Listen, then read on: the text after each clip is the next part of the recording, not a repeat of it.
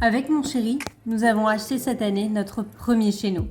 C'est un grand pas et on veut que cet appartement ne soit pas juste un lieu où l'on vit, mais qu'il soit le reflet de nos goûts, de nos objectifs et de notre mode de vie. Et pour cela, il y a du travail à faire. Entre rénovation, aménagement et déco, tout sera pensé dans les moindres détails pour en faire un espace unique. Ah oui, j'oubliais. Moi, c'est Coralie.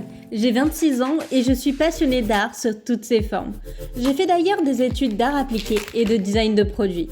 Et j'ai toujours rêvé d'utiliser ma créativité pour concevoir des intérieurs qui reflètent la personnalité et les rêves de leurs occupants.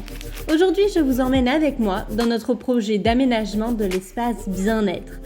C'est la première vraie transformation de notre appartement. Dans cette vidéo, je vais vous partager l'étape 5, à savoir réfléchir à toutes les options qu'on peut avoir dans l'aménagement.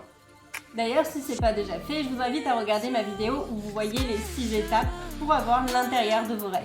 D'ailleurs, l'étape 5, comme je vous disais, c'est le moment où vous cherchez toutes les possibilités que vous avez dans l'aménagement. Et dans cette vidéo, je vais vous montrer celles que je vais concocter pour la salle de bain, le dressing et les toilettes. En fait, ça va être l'espace d'hygiène, comment je vais aménager tout ça. Et pour cet espace, ce qui est essentiel, c'est qu'il soit fonctionnel, esthétique et pratique.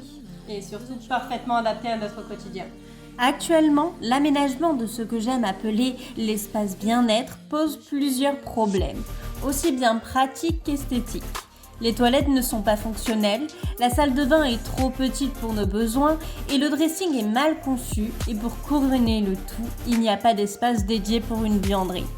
Ce désordre nous empêche d'utiliser ces pièces pleinement et efficacement. Mais comme dans tout bon projet d'aménagement, chaque contrainte est aussi une opportunité pour trouver des solutions créatives et sur mesure. Tous ces constats vont donc nous aider à constituer un cahier des charges clair et précis. Ce document, c'est un peu la feuille de route de notre projet. Il va nous permettre de repenser entièrement cet espace en le concevant autour de nos besoins, nos goûts et nos objectifs à long terme. Mon but est de transformer cet espace pour qu'il soit fonctionnel, avec des solutions pratiques et adaptées à notre quotidien, optimisé en exploitant chaque mètre carré intelligemment. Esthétique, parce qu'un bel espace est aussi un espace dans lequel on se sent bien. Et surtout personnalisé pour qu'il reflète vraiment qui nous sommes.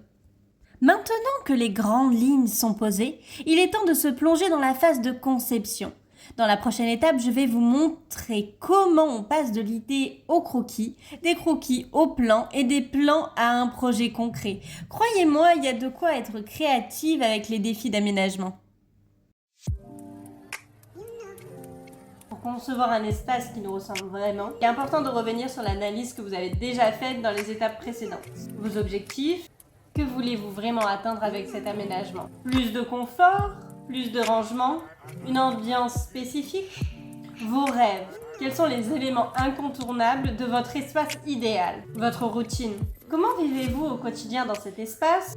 Et quelle amélioration pourrait simplifier votre vie? Si vous avez suivi mes précédentes vidéos, notamment la vidéo 1, où je vous explique la méthode, mais aussi la vidéo sur le tri ou la Dream List, vous avez établi tout ce que vous avez besoin pour cet aménagement. Et donc, vous êtes déjà bien préparé pour l'étape de la création de vos différentes idées d'aménagement. Si ce n'est pas le cas, eh bien, je vous invite à regarder les vidéos précédentes, comme ça vous aurez plein d'idées et cette étape finale sera beaucoup plus simple à établir.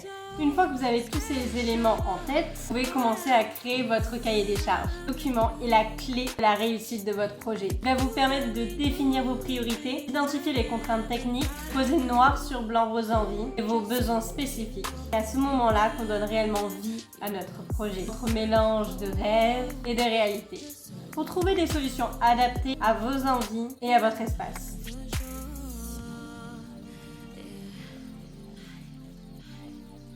Alors, pour imaginer le dressing, je me suis mis sur Ikea. Alors, bien évidemment, ça ne sera pas du Ikea parce que ça doit être sur mesure. Parce que, en gros, là, j'ai fait 2 propositions.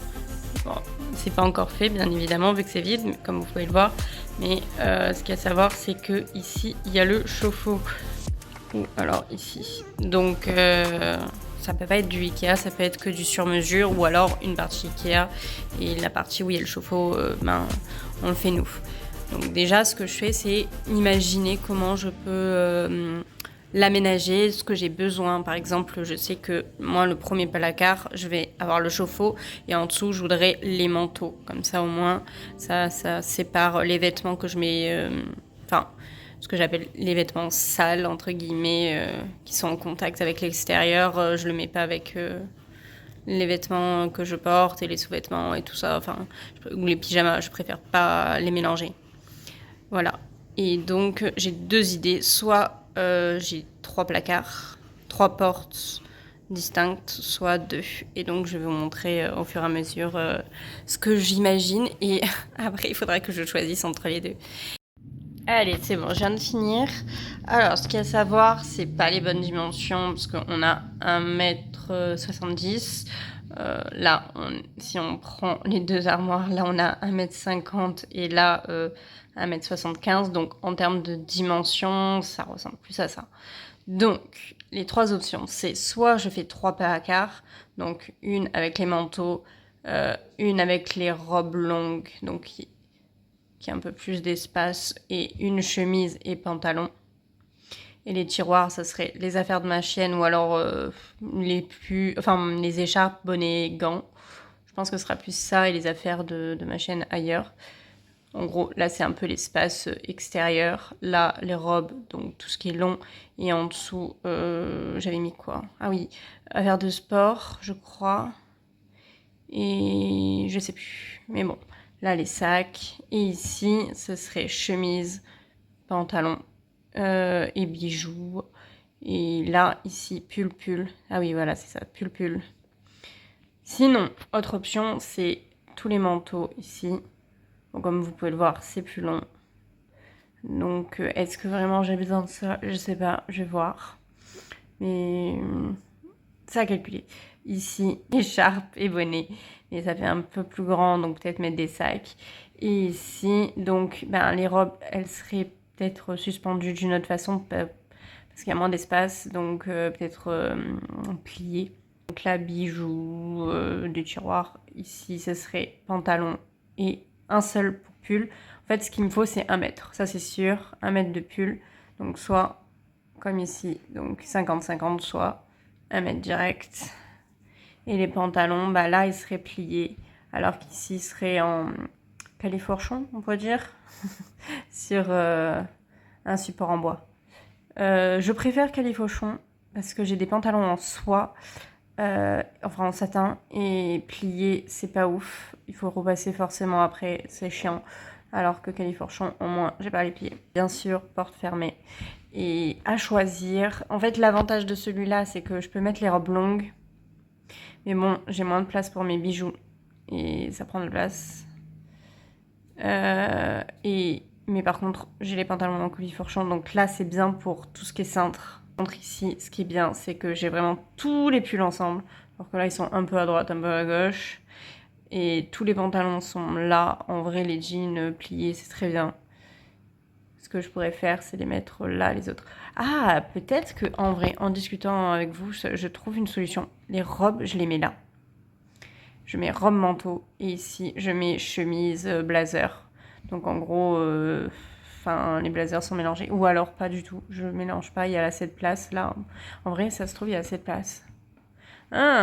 Franchement, je préfère ça. Celui-ci, parce qu'il est beaucoup plus harmonieux en termes de volume. Et j'ai plus d'espace pour mes affaires. Mes bijoux, j'aime bien les installer. J'aime pas tout ranger dans un petit box comme ça. Je crois que je vais faire celui-là. Et vous préférez lequel? 3 espaces différents ou 2 espaces différents. Ce qu'il y a à savoir, c'est que ça ne sera pas ouvert. Je vais fermer cette année mon dressing.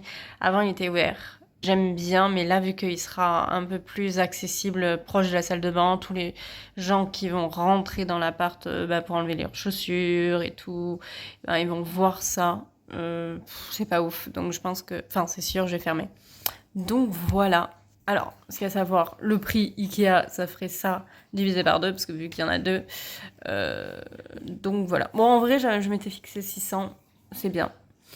Enfin, 600. Ce qu'il y a à savoir, c'est qu'on doit acheter aussi un chauffe-eau. Bah, le chauffe-eau, il est déjà à 600, donc ça fait 1200. Ça va faire un sacré budget. Donc voilà, dites-moi ce que vous en pensez. Déjà, le dressing, on va dire que l'idée, elle est là. Je me suis mis dans la baignoire. Hop, ça donne comme ceci. Et si on sort de la baignoire, voilà. Donc là, on sort de la baignoire. Bon, ce ne sera pas des meubles comme ça, vu que il n'y a pas tout le choix sur Cozy Casa. Donc là, il faut imaginer un évier, enfin, un plan de travail beaucoup plus long, avec un évier peut-être plus centré ici, comme actuellement, je pense, laisser la machine là. Dans l'autre sens, hop, ici il y a les toilettes. Je pense que le mieux ce serait de faire un petit muret pour pas avoir la vue sur les toilettes.